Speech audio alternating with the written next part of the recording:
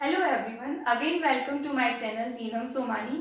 हम pharmaceutics portion कर रहे थे, उसमें से हमने टैबलेट और कैप्सूल कंप्लीट कर लिया। और आज हम जो करने वाले हैं वो है एरोसोल और स्टीराइल प्रोडक्ट। एरोसोल क्या होता है? हमारा गैसियस डोजेस फॉर्म। हमने डोजेस फॉर्म डिफरेंट डिफरेंट देखे थे, सॉलिड, सेमी सॉलिड, लिक्विड। और अब गैस की बात आ रही। गैस कहाँ भरनी होगी हमें? जब हमें डायरेक्ट कोई चीज चाहिए रेस्पिरेशन के अंदर, डायरेक्ट इफेक्ट चाहिए हमें रेस्पिरेशन में, तो हम ऐसा फॉर्म तैयार करेंगे, डोजेस फॉर्म तैयार करेंगे जो हमें डायरेक्ट रेस्पिरेटरी सिस्टम में पहुंचा दे ड्रग को।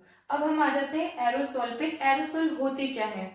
अब हम कोई भी चीज को पैक कर रहे हैं प्रेशर लगा के, है ना? तो सबसे पहले हमें ये ध्यान में रखना है कि एरोसोल के अंदर जो प्रेशर होता है वो कितना होता है। तो वो होता है 140 टू 180 PSIG। यूनिट आपको ध्यान में रखना है, PSIG 140 टू 180। और इसका जो टेम्परेचर होता है वो क्या होता है? 130 डिग्री फ़ारेनहाइट।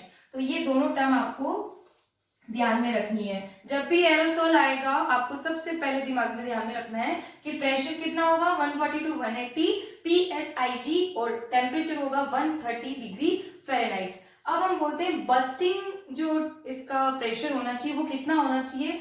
वो 300 से ज्यादा नहीं होना चाहिए। ये भी क्वेश्चन आया हुआ है, तो आप इन दोनों को स्टार मार्क कर लो। बस्टिंग प्रेशर जो होता है वो 300 PSIG से ज्यादा नहीं होना चाहिए।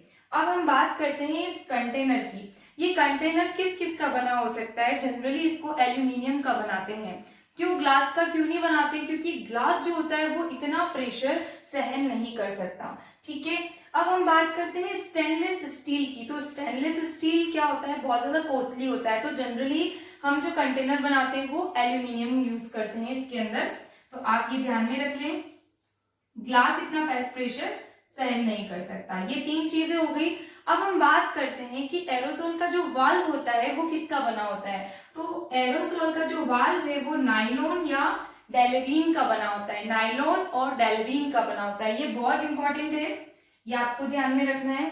दूसरी चीज आती है इसमें बहुत इंपॉर्टेंट है, वो है डिप ट्यूब। ये आपको दिख रही है, ये डिप ट्यूब है। ये डिप ट्यूब जो होती है वो आपकी पॉली प्रोपाइलिन या पॉली इथाइलिन की बनी होती है, PP या PE की बनी होती है। ये आपको ध्यान में रखना है कि कौन सा जो पार्ट है इसमें इंपॉर्टेंट यही है कौन सा पार्ट किससे बना होता है, कितना प्रेशर होना चाहिए और कितना टेम्परेचर होना चाहिए। दूसरा, इसमें जो हम प्रेशर को इंक्रीज करने के लिए जो प्रोपेलेंट फिल करते हैं वो प्रोपेलेंट कौन कौन से होते हैं? तो हम जनरली CFC क्लोरोफ्लोरोकार्बन का यूज करते हैं। क्लोरोफ्लोरोकार्बन में भी हम 012, 011 और 114 यूज करते हैं। 114 हम सबसे ज्यादा यूज करते हैं। इसकी डिटेल में जब और आपको एरोसोल पूरा एक डोजेस फॉर्म की तरह बताऊंगी तब आपको इसको क्लियर करूंगी। पर अभी फार्मासिस्ट के एग्जाम के अकॉर्डिंग आपको ये ध्यान में रखना है कि प्रोपेलेंट एज ए CFC भरते हैं क्लोरोफ्लोरोकार्बन, और उसमें भी हम 114 लेते हैं, 012 लेते हैं और 011। ये आप नोट करते जाइए। इसमें जो गैसेस हम फिल करते हैं, नाइट्रोजन यूज करते हैं, नाइट्रस ऑक्साइड यूज करते हैं या फिर कार्बन डाइऑक्साइड लेते हैं। जनरली हम नाइट्रोजन ही यूज करते हैं। अब ये सब तो हो गया कि हमारा एरोसोल है। अब एरोसोल का इवेल्यूएशन पैरामीटर, जहां से डायरेक्ट क्वेश्चन आता है, तो कौन कौन से इवेल्यूएशन होते हैं? सबसे फर्स्ट होता है हमारा फ्लेम प्रोजेक्शन। फ्लेम प्रोजेक्शन क्यों करते हैं? कि जो हमारा कंटेनर है उसकी फ्लेमेबिलिटी चेक करने के लिए, क्योंकि गैसेस है जल्दी से कांटेक्ट में आके क्या हो जाएगा, फायर हो जाएगी। तो हमें फ्लेम प्रोजेक्शन निकालना बहुत जरूरी है। फ्लैश पॉइंट जो होता है, ये क्वेश्चन आया हुआ है, फ्लैश पॉइंट जो होता है एरोसोल का वो किस अपेटस से बनाते हैं? तो ये है आपका tag open cap apparatus. Tag open cap apparatus, ये है हमारा फ्लैश पॉइंट के लिए। डेंसिटी मेजर करनी ही पड़ेगी, कंटेनर है तो साइनोमीटर इसमें हम यूज करते हैं डेंसिटी मेजर करने के लिए। आप नोट कर लीजिए, साइनोमीटर हम यूज करते हैं डेंसिटी के लिए। Vapour pressure, generally pressure goes से ही निकालते हैं। अब हम बात करते हैं मॉइस्चर की। क्योंकि हम इसमें क्या भर रहे हैं, गैस भर रहे हैं, तो मॉइस्चर कंटेंट निकालना बहुत जरूरी है। मॉइस्चर कंटेंट के 2 मेथड से, या तो हम कार्ल फिशर से निकाल सकते हैं या फिर आपने क्रोमेटोग्राफी में गैस क्रोमेटोग्राफी पढ़ा होगा, तो 2 मेथड हो गए। कार्ल फिशर जनरली यूज करते हैं और gas chromatography for the moisture content of aerosol doses form. अब हम बात करते हैं पार्टिकल साइज।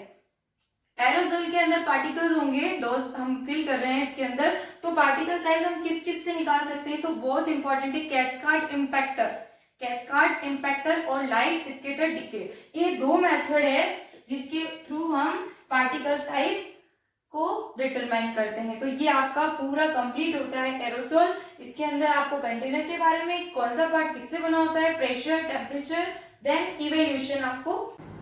अब हम बात करते हैं स्टीराइल प्रोडक्ट की। स्टीराइल प्रोडक्ट क्या होते हैं, उसके ऑप्थेल्मिक जो प्रिपरेशंस होती है जो हम आईज के अंदर यूज करते हैं, तो वो भी स्टीराइल प्रोडक्ट के अंदर आता है। पैरेंट्रल जो हम डायरेक्ट इंजेक्ट करते हैं बॉडी फ्लूइड्स के अंदर, दैट इज पैरेंट्रल, तो ये भी स्टीराइल प्रोडक्ट के अंदर आते हैं। इरिगेटिंग सॉल्यूशंस जो कि हमारी जो बॉडी कैविटी होती है, जो फ्लूइड्स होते हैं उनको क्लियर करने के यूज आते हैं, दैट इज इरिगेटिंग सॉल्यूशन। ये तीनों हमारे स्टीराइल प्रोडक्ट के अंदर आते हैं, तो ये आपको ध्यान में रखना है। सबसे पहले हम बात करते हैं ऑप्थेल्मिक प्रिपरेशन क्या होती है।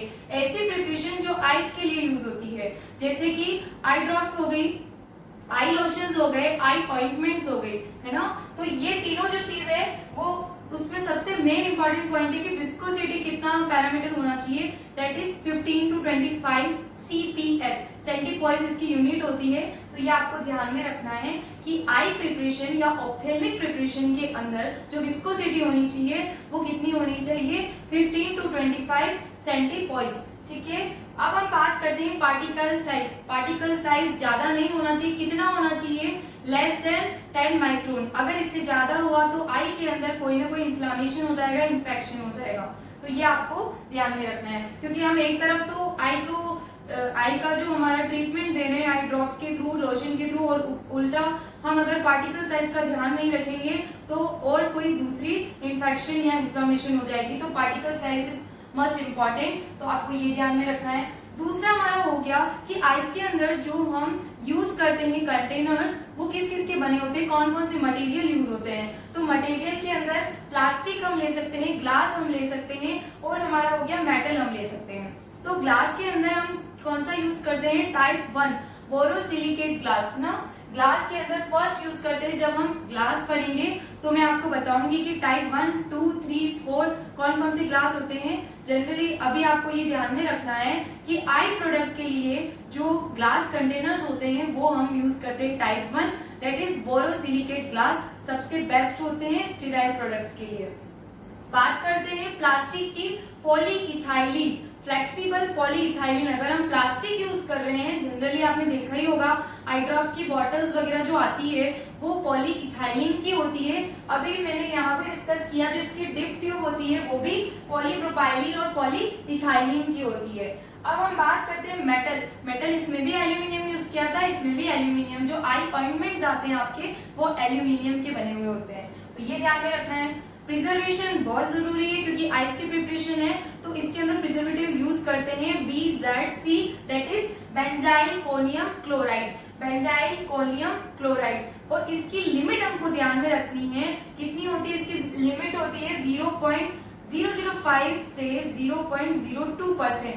तो ये लिमिट आपकी बहुत बार एग्जाम में आई हुई है, ये आपको ध्यान में रखनी है। दूसरा, हम जब इसका इवैल्यूएशन करते हैं, इसका स्टीरिलाइजेशन करते हैं, तो वो कौन कौन से मेथड होते हैं जिसके थ्रू हम स्टीरिलाइजेशन कर सकते हैं। तो रेडिएशन मेथड हम सबसे फर्स्ट यूज करते हैं, तो कोबाल्ट 60 का यूज करेंगे रेडिएशन मेथड में। और दूसरा हम यूज करेंगे ऑटोक्लेव। आपने पढ़ा ही ऑटोक्लेव के अंदर क्या होता है, वायरस भी किल हो जाता है अगर आई प्रिपरेशन को ऑटोक्लेव के थ्रू स्टीरिलाइज करते हैं। तो दूसरा हमारा आ गया, हमारा third one is filtration. Filtration के अंदर मेम्ब्रेन फिल्टर यूज करते हैं और उसकी जो पोर साइज होनी चाहिए वो कितनी होनी चाहिए, 0.22 माइक्रोन। तो ये आपको ध्यान में रखना चाहिए। कंप्लीट हो गया ये हमारा ऑप्थेल्मिक आई प्रिपरेशंस। अब हम बात करते हैं पैरेंट्रल की। पैरेंट्रल में हमारे सारे इंजेक्टेबल प्रोडक्ट्स आ गए। मैं नहीं बताऊंगी वायल कैसा होता है, एम्पूल कैसा होता है। हमें ध्यान में रखना है इसके अंदर कि जो पैरेंट्रल के अंदर हम प्रिजर्वेशन यूज करते हैं, प्रिजर्वेटिव यूज करते हैं, वो कौन सा होता है, वो होता है मिथाइल एक्राइलेट PMA। उसकी जो लिमिट होती है वो आपका हो गया 0.002 से 0.05%, ठीक है। तो ये आपको ध्यान में रखना है, 0.002 से 0.005%। उल्टा है बेंजाइल कोलियम क्लोराइड की 5 to 2 हो रही है, इधर 2 to 5 है।